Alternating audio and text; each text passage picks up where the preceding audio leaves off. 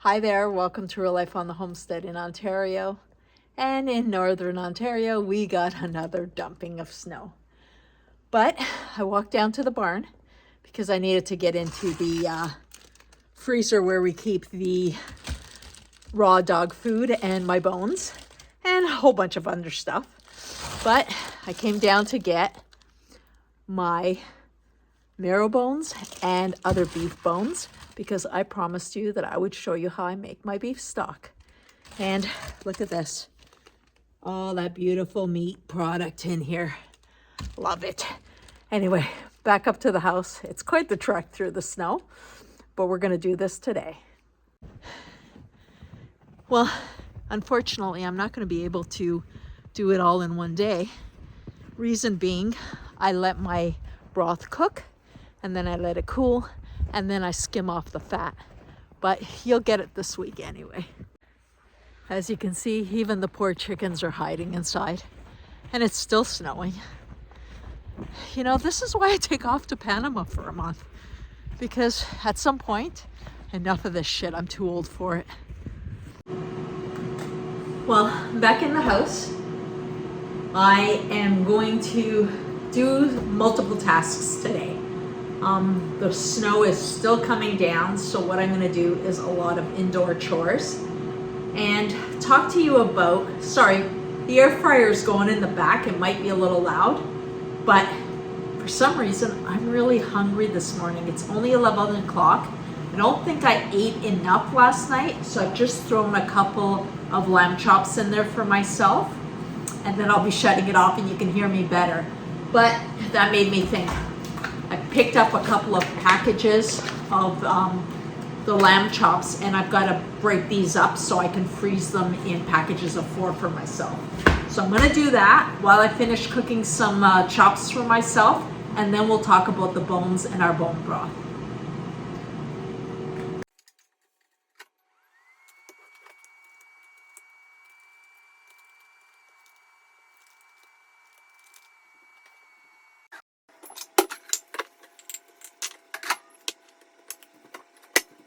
Show you how I like my lamb, because everybody likes things cooked differently. If I could literally grab a bull by the horns and walk up by the barbecue, I would. This is how I like my lamb. Can you see that? I like it pretty rare. I like my beef that way as well. It just dripped on my countertop. But this is how I enjoy eating.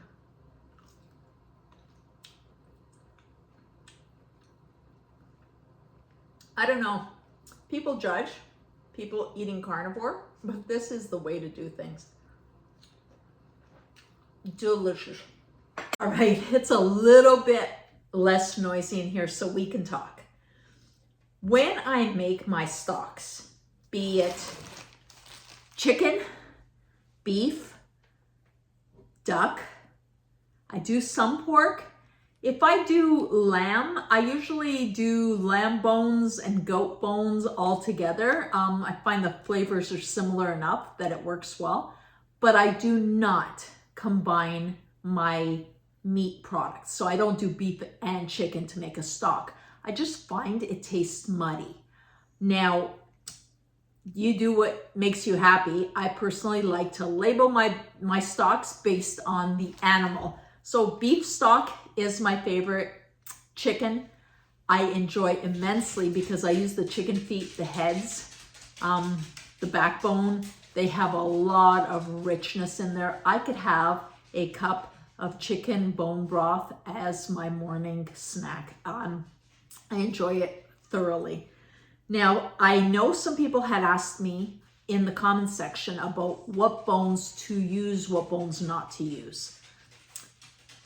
All bones are good. They could be done raw. I personally think that the flavor's richer if they're roasted previous to doing your stock, but you don't have to. Now, I pick up my beef bones at a local processing plant. I just buy them by the bag, and that's how I break them apart. And I get two different kinds because marrow bones tend to be a lot more expensive. I mix the two. So marrow bones are like this. They have that marrow in the middle, and that is full of goodness. It's nutritious, it's got minerals, it's got collagen. It's just nature's medicine, let's put it that way. Now, if you go to a high-end restaurant, you will get a marrow bone. Usually it's cut on this direction and it's opened up like a boat, and they will grill that and it's an appetizer. I roast these as part of my stock, and it is really hard not to eat all the marrow out of them before I throw it in the stock pot. But the reason I'm using this is I want those nutritious properties into my stock as well. Now, you don't have to. You don't have to use marrow bones. You don't have to use any specific bone. Let me grab my bag here. As we finish any steak or roast, I throw them in the freezer. And these are my rib bones from steaks we had not too long ago. I have made a stock recently, so I only have a couple, but those are going in. You roast the chicken, roast the turkey, save those bones. Just put them in a zipper bag in the freezer and just keep adding to them. And when you have enough, there you go. You could ask your local butcher or even grocery store if they have bones that you can buy. I don't know why they sometimes say, do you want dog bones or soup bones? I'm assuming the dog bones might be cheaper. I don't have to buy them that way, but find out what makes them dog bones or soup bones. If they are just the knuckle, you're not going to get a lot out of them. You want the bone. And when I make my stock, I always use apple cider vinegar. Only a couple of tablespoons, like a splash. The reason I use that, and I know some people say that's not carnivore, but the reason I use it is very logical. It seeps and pulls the minerals out of the bone into your stock. That to me is a positive. So I will continue to use apple cider vinegar in my stock. So my stock is simply bones, salt, and apple cider vinegar, and water, of course. So it's not very complicated. Now, again, I've said this before, you do not have to have any special equipment. However, I have found the air fryer is amazing for this. Normally what I do is I lay out my bones, sprinkle a little bit of salt on them, and you can't see what I'm doing. So let me point you right down. There we go. So I lay my bones on a cookie sheet and roast them in the oven, 400 degrees, 20 minutes. You don't need to go hours. It's not necessary. What you're doing is you just want to brown it. But what I find is they fit really well in the air fryer. I didn't even clean this after doing my, my lamb because I'm going to use it right away. And there's nothing bad in here. It's not like it's been sitting and getting any kind of bacteria. See, I'm throwing all these in here. I am dividing these packs in two because I'm going to do 2 batches. This one here, these are just what they call soup bones. So I'm doing marrow bones and soup bones. And I'm going to put them in the air fryer, 400 degrees. In the air fryer, I think I will do 20 minutes. And is this an equal amount? Yeah, it is. So these are going back in the freezer. And I will be using those another batch. I'll have to put it into a different bag. But these are going into the air fryer. See how simple this is? Just roast your bones, and then we're going to use the Instant Pot to make our broth.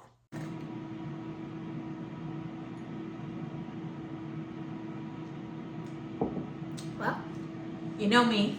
If you know me and you've been on this channel for a while, you know I change my mind all the time.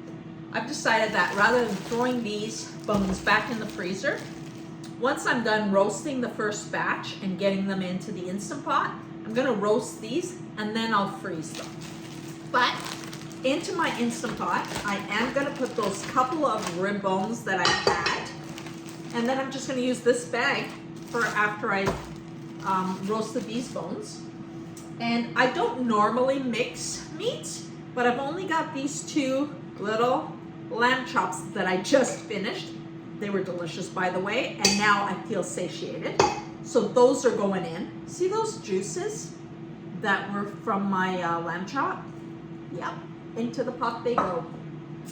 And I am just going to add cold water to cover the bones that I put in there. I'm just covering the bones. I don't want a watery stock. Being in the Instant Pot, having the cover on, doesn't allow for evaporation. So I end up with a very nice stock as it is. And that bone broth is exactly what we want.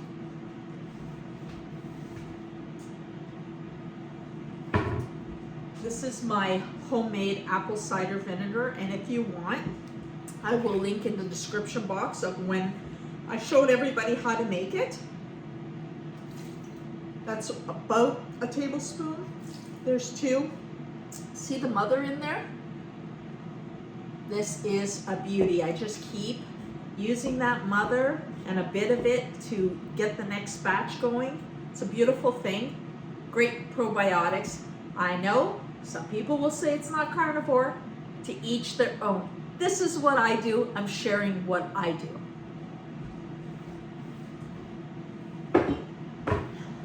I'm just gonna check on our bones and see how they're roasting. They're just starting to brown.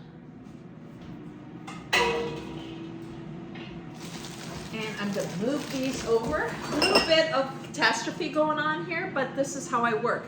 Might as well share with you something else I'm working on. These here are my Portuguese chouriços. They are pork sausage. I make these. I smoke them.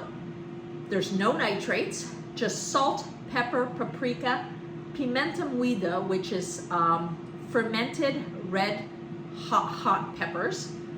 And I marinate this for a few days and then smoke it. What I'm gonna do with these is I'm gonna chop them up very fine and fry them up. And then I use those inside like egg scrambles or omelets, cheese, eggs, and chouriços. A beautiful, beautiful thing. Now I know there's spices in here and not everybody wants to do spices. Again, this is what I do and I'm sharing it. If you're interested in seeing how I make the chouriços, which is a Portuguese name, by the way, for these sausage, they're not the same as andouille sausage from Louisiana. They have a little bit of a different flavor, 0 fillers. If you're interested in seeing how I make these, let me know, because I may get some pork before I take off, throw it in the freezer, and then when I come back the end of February into March, I'll be making up my batch of chouriços for next year, and I'll record it if you're interested. So in the comment section, let me know if you are interested.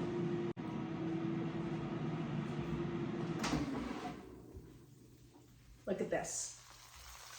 Beautifully roasted. Now I'm just gonna flip these over to get a little bit of color on the other side. It's been 7 minutes, so it's just perfect. It's like time to flip them, and then we're gonna continue on.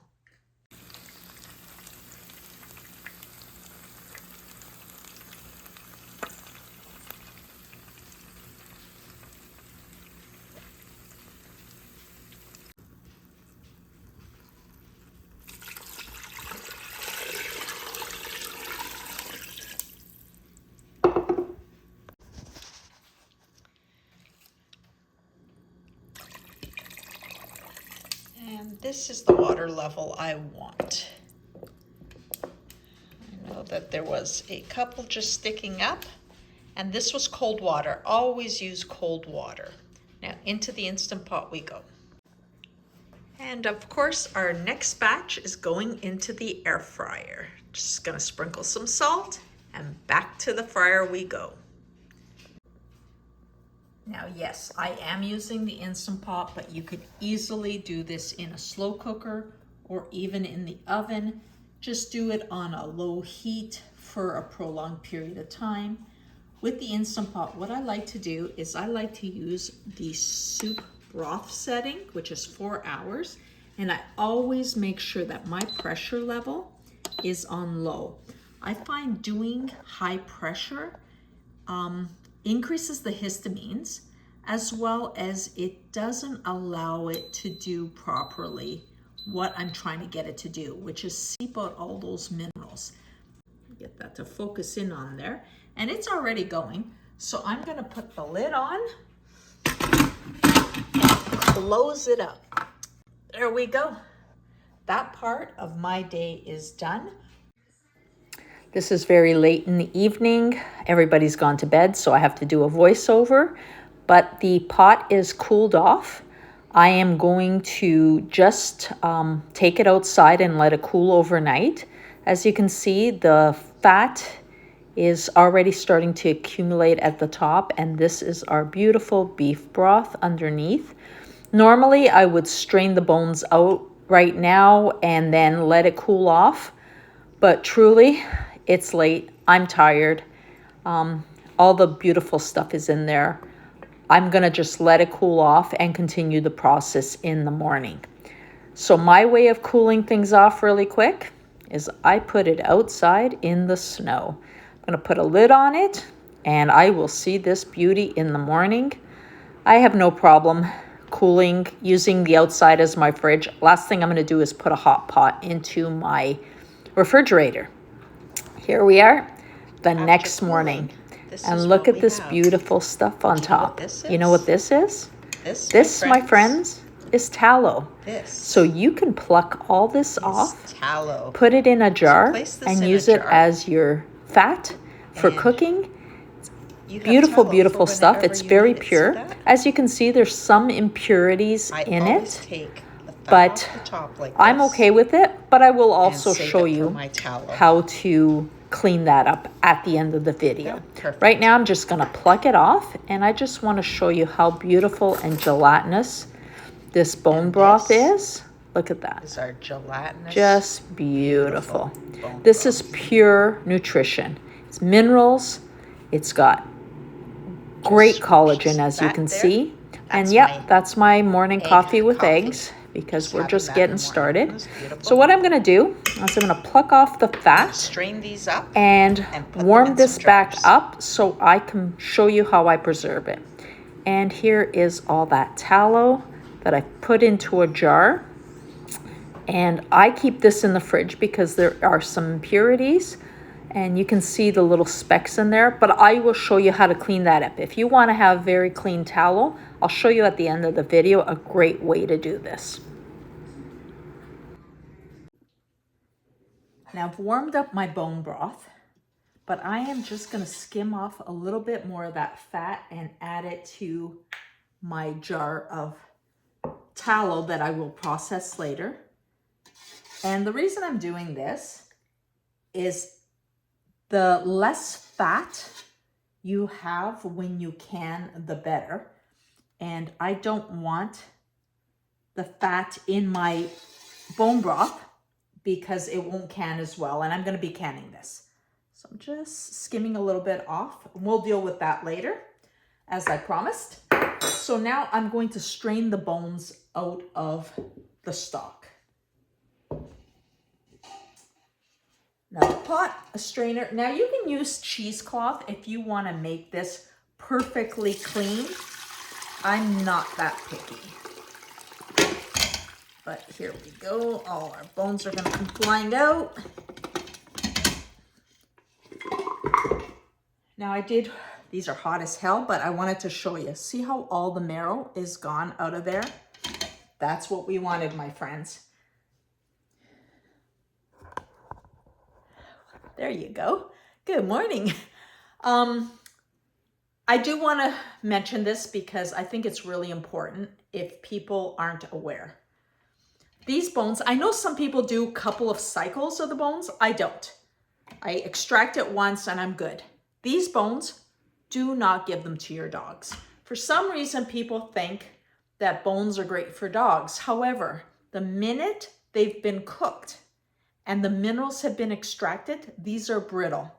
When they're brittle, they can cause a choking hazard or they can splinter, and that's pretty dangerous too. So when I give my dogs bones, they are completely raw. These, no, I will, because there's a little tiny bit of meat here and there, as you can see in the bottom of the pot, I'll give these to the chickens. They'll pick through, and then I'll just collect the bones and get rid of them.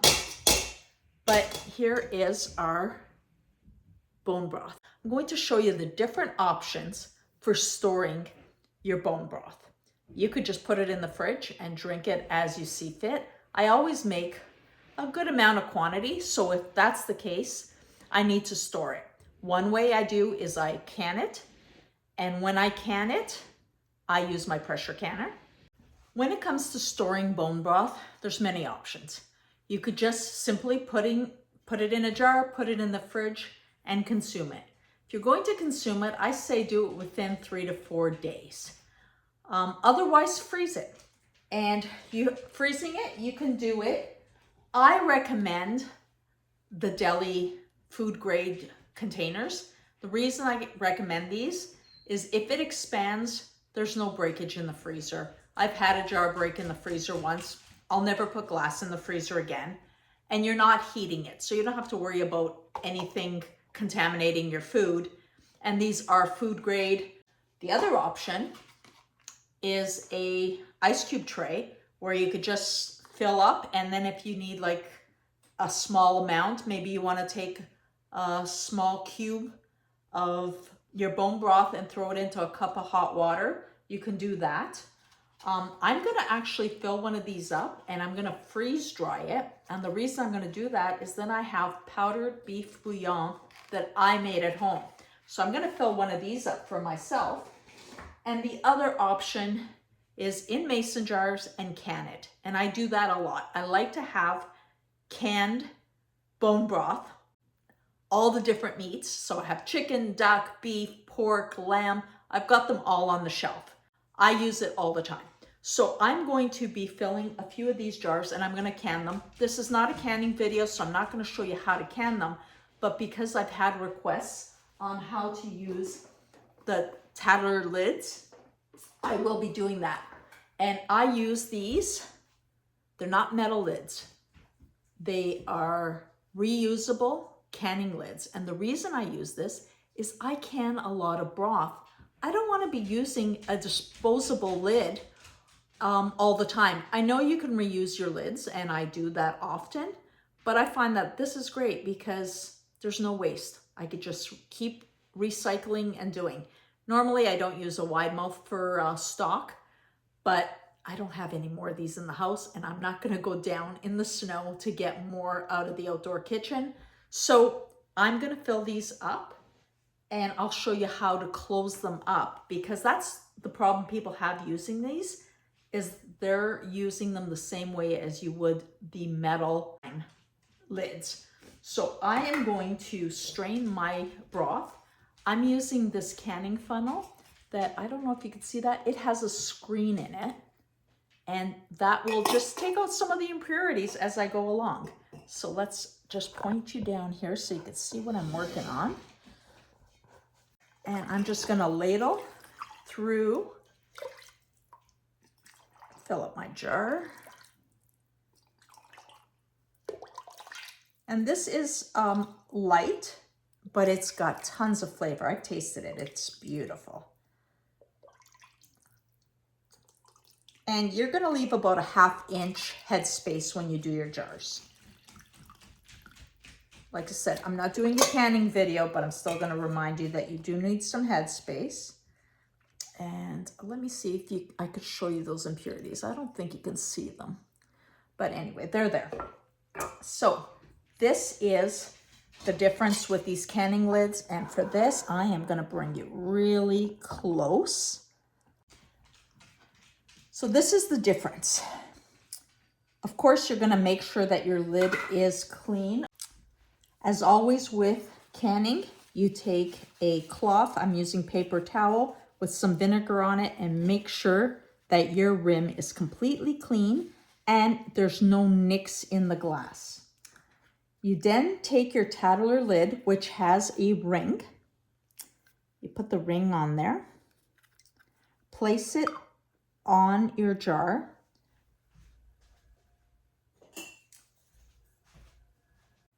Just place your finger on top, and then when you spin it, just until the jar spins, you're actually not tightening like you would a metal lid.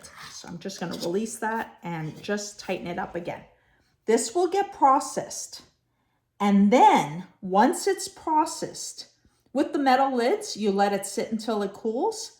When you take these out of processing and they're still hot, then you give them a good squeeze, which is not what you would ever do with the metal lid, but that's what you do with these. And then when they're cooled, they will go concave, and then you can remove the band and test to make sure that your seal is good. So right now, I'm just gonna do that. I'm gonna do a few more and get those into my canner. Finally, as I promised, I'm gonna show you how to take that tallow and clean it up. I am just gonna pour it into a bowl.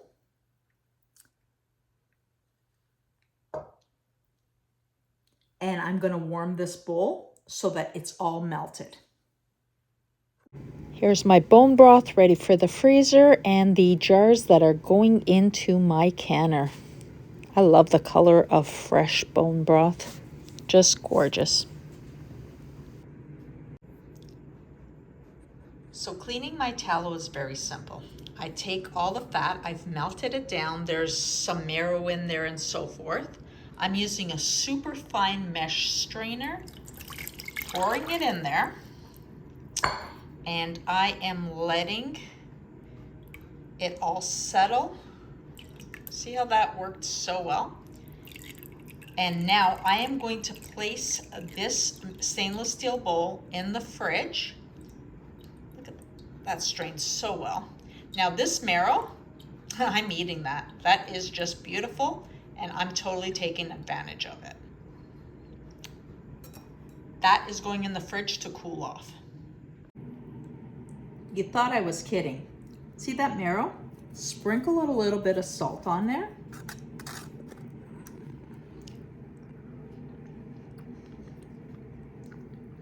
That's heaven. I never waste that marrow fat. I just enjoy it. Well, good morning. It's the next day, beautiful sunny day, and we're gonna finish off everything we've been working on.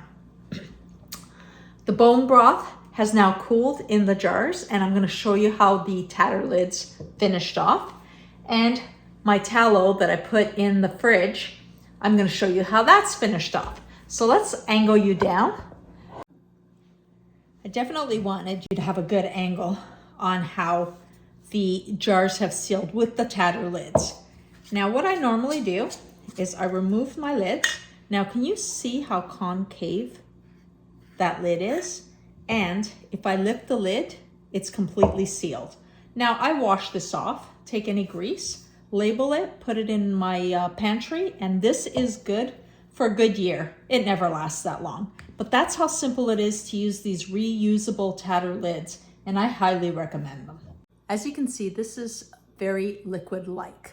However, if you place this in the fridge, it will become gelatinous. So if you're looking for that texture, absolutely, put it in the fridge. I'm gonna put those on the pantry shelf. And now for that tallow. I know you've been dying to see this.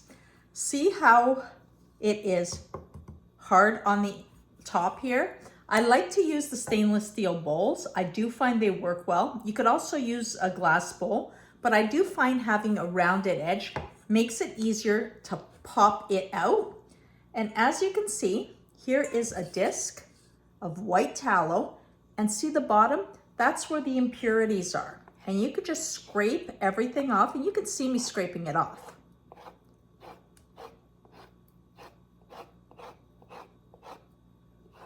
That's not bad stuff, but if you're trying to have a very pure tallow, let's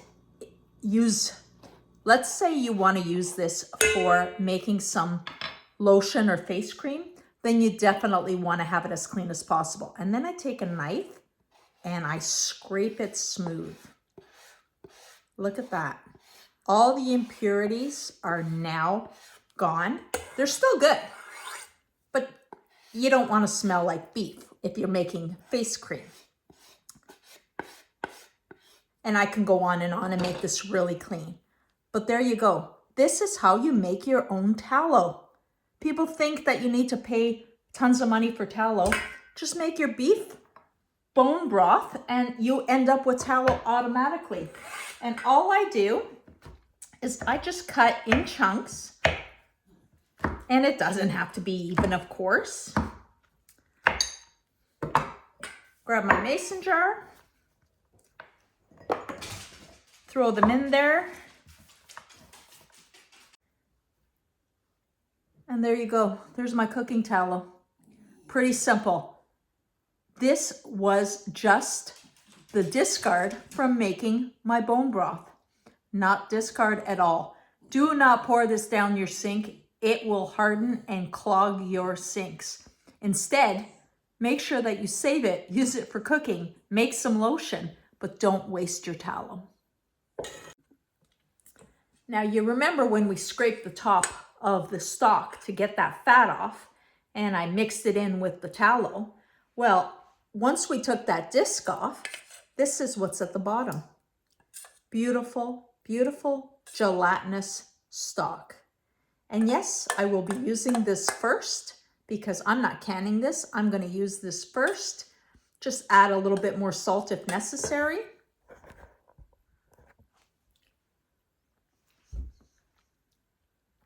Tastes really good, but it can use salt. So look at that. We've made our beautiful bone broth. We've got some gelatinous bone broth to have right away. I've canned a bunch, got some in the freezer. I've got my tallow. How simple was that? And don't forget, those reusable Tattler lids are amazing to have. I have several sets. They are more expensive than the metal lids, but they're reusable. And I never have to worry about running out or not having in stock in the store. I just wash them and keep going. And you see that little rubber seal? I purchased extra ones just in case any get damaged, but I swear by them. I am not sponsored by them, but I do recommend you have some of these in stock so that you can can in a more environmentally friendly way. For now, I hope you've enjoyed our little info session. Go out, make some bone broth. Doesn't matter if it's beef, chicken, duck, whatever, make bone broth. It's good for you. It's got tons of minerals and beautiful collagen. It's healthy. And most of all, live your best life. Make sure you're subscribed to our channel, and we'll talk to you next time.